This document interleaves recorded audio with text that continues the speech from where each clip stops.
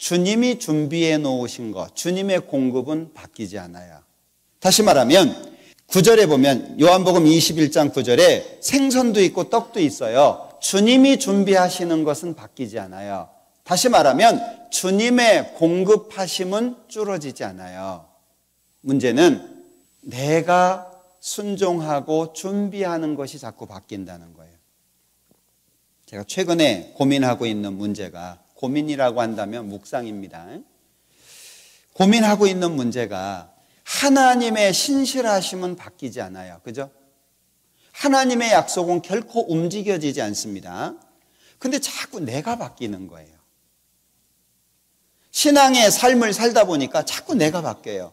애한테 어려운 일이 생기면 마음이 흔들리고, 집안에 어떤 어려운 일이 생기면 마음이 흔들리고, 뭔가 교회 일을 하는 데 있어서 잘 안 풀리는 게 있으면 이 마음이 내 쪽에서 자꾸 문제가 생기는 거예요.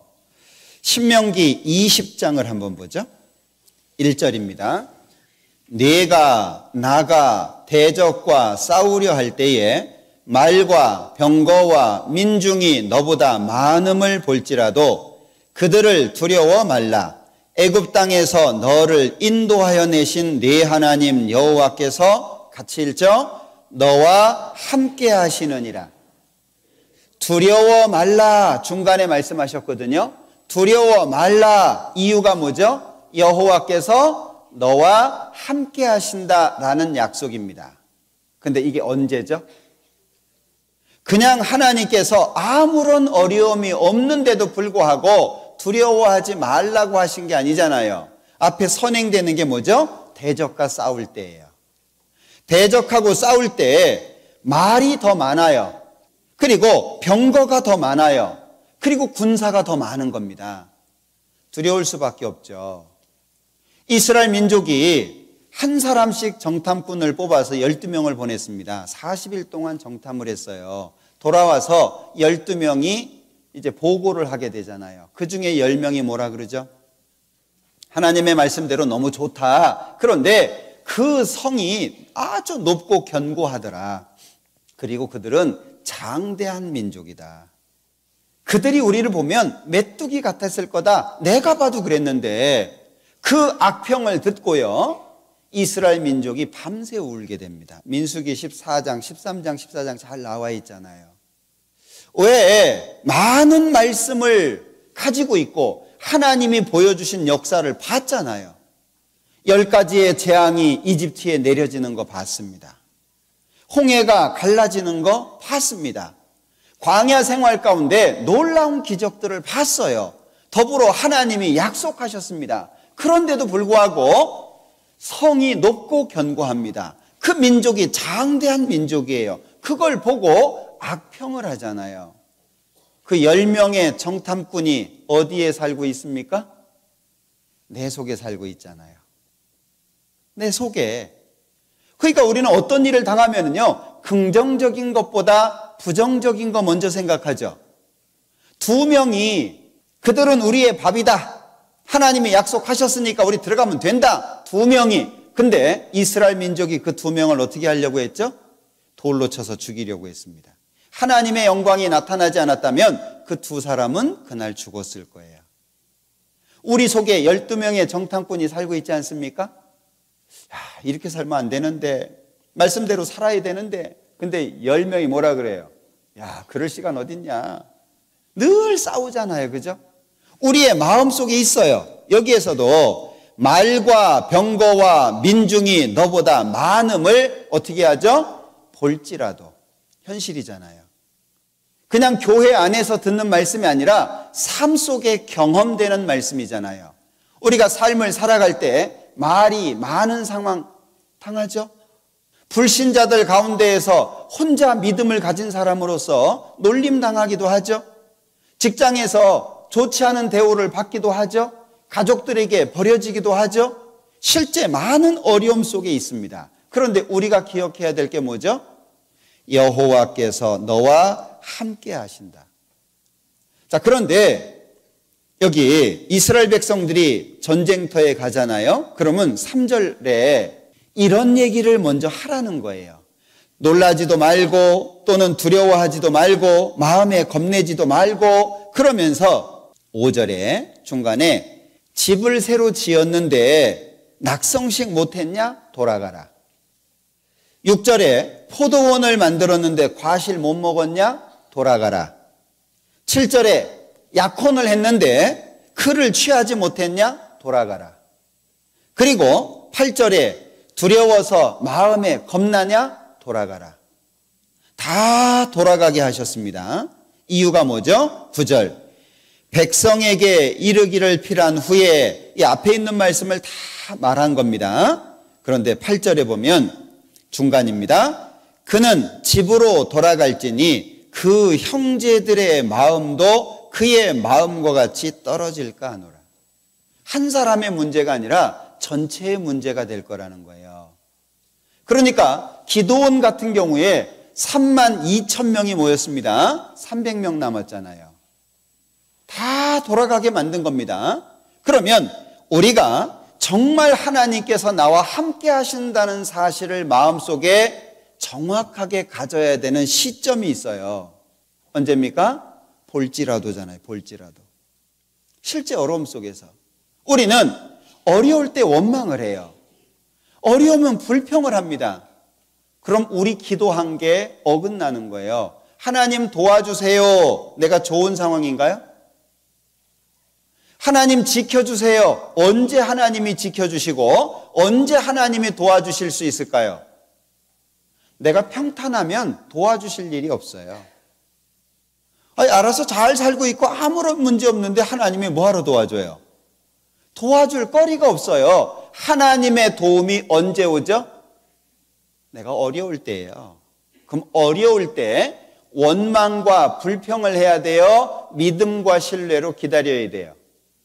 이게 반복적으로 훈련이 되는 거예요. 반복적으로. 근데 문제는 어려우니까 하나님이 도와주신다는 거잖아요. 어렵다고 해서 왜 불평하냐 그 얘기예요. 하나님이 도와주시겠다고 약속을 했으면 분명히 그 약속이 이루어질 텐데 그걸 기다리는 게 중요하잖아요. 근데 그게 안 되는 거예요. 힘들 때마다 징징징징 돼요. 여기 두려워서 마음에 겁내는 자가 있냐? 집으로 돌아가라. 왜 이렇게 돌아가라고 할까요? 사실 이걸 보면 신앙생활은 내 마음이 세상에 가 있어도 안 되고 두려워해도 안 된다는 걸 알 수 있잖아요. 신앙생활이 하나님보다 더 좋은 게 있으면 신앙생활 안 돼요. 신앙생활을 하면서 세상에서 잃어질까봐, 버려질까봐, 왕따 당할까봐, 어떤 어려움 당할까봐 두려우면요, 신앙생활 못합니다. 이걸 극복할 필요가 있잖아요. 시편 91편도 한번 보죠. 2절입니다. 내가 여호와를 가리켜 말하기를 저는 나의 피난처요 나의 요새요 나의 의뢰하는 하나님이라 하리니. 우리 세상 사람들, 특히 한국 사람들 못 먹어도 고하잖아요. 갈 때까지 가보자 그러잖아요. 구원받은 사람들이 가져야 될 마음 아닐까요? 하나님이 약속하셨으니까 끝까지 가보자. 그 마음이 구원받은 사람들 마음속에 있어야 되지 않을까요? 조금 어려움이 생기면 자꾸 피할 생각을 합니다. 성경에는 분명히 지켜주시겠다고, 함께 하시겠다고, 나의 의로운 오른손으로 붙들어 주겠다고 약속을 하셨는데 그 약속이 어려움이라고 하는 상황 속에서 기억이 안 되는 거예요. 하나님은 약속하신 것을 반드시 지키십니다. 여기 시편 91편 1절에 보면 지존자의 은밀한 곳에 거하는 자는 전능하신 자의 그늘 아래 거하리로다. 여기 지존자, 지극히 높으신, 가장 높으신 분을 말하죠. 지존자의 은밀한 곳, 따로 있는 게 아니에요. 하나님 안에 있는 게 가장 은밀한 거 아닐까요? 하나님이 요새예요. 하나님이 반석입니다. 하나님께서 산성이에요. 그러면 지존자의 은밀한 곳에 거하는 자는 전능하신 자의 그늘 아래 거한다. 저가 너를 그 깃으로 덮으시리니. 우리 옛날에 하늘에 매가 뜨면 암탉이 새끼들 부르잖아요. 그래서 날개를 펼쳐가지고 병아리들을 보호합니다. 그 어르신들 많이 보셨죠? 지금은 보기 어려운 장면인데, 그리고 매가 사라지면 병아리들을 풀어놔요. 그 깃 아래, 날개 아래가 뭐죠? 하나님의 보호처잖아요.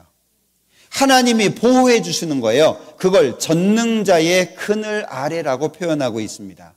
거기에 대해서 2절에 내가 하나님의 그 보호, 하나님의 그 은혜 가운데 있는데 2절에 내가 여호와를 가리켜 저는 나의 피난처요 나의 요새요 나의 의뢰하는 하나님이라 라고 하겠다 그 얘기예요. 그러면 하나님의 신뢰에 대해서 내가 반응하는 게 있죠. 하나님이 신뢰, 하나님이 주시는 신뢰가 있습니다. 하나님의 약속이 있어요. 그건 깨지지 않아요. 그건 바뀌어지지 않아요. 그럼 우리도 동일하게 변하지 않는 신뢰를 보여드려야 되지 않을까요? 그게 성경에 많은 인물들이잖아요. 그죠? 죽으면 죽으리이다. 그 말에 왜 우리가 감동합니까? 그게 당연하다고 우리가 생각하니까. 다니엘의 세 친구가 우상에게 절하지 않는 것 때문에 이 풀무불에 들어가게 되잖아요. 다시 한번 기회를 줬어요. 풀무불 앞에서. 너 다시 기회 준다. 너희들 절해라. 우리 그렇게 안 합니다. 만약에 풀무불 속에 들어간다라고 할지라도 하나님이 우리 살려줄 겁니다. 그 다음에 뭐라 그러죠? 그리 아니하실지라도. 우리가 그 말을 들을 때 가슴이 뭉클하잖아요. 왜? 그게 맞다고 생각하고 있는 거예요. 그게 옳다라고, 구원받은 사람들의 삶의 모습이라고 인정하고 있는 거예요. 이 신앙의 인물들 가운데에서요, 왜 우리의 마음속에 도전이 되고 어떤 삶의 지표가 되고 우리의 마음에 격동을 주고 힘을 줍니까? 그게 맞다고 우리가 알고 있기 때문에 그래요. 반복적으로 비록 넘어질지라도 일어나서 실패할지라도 다시 도전해가지고 우리의 변치 않는 신뢰를 주님을 향해서 보여줘야 되지 않겠냐.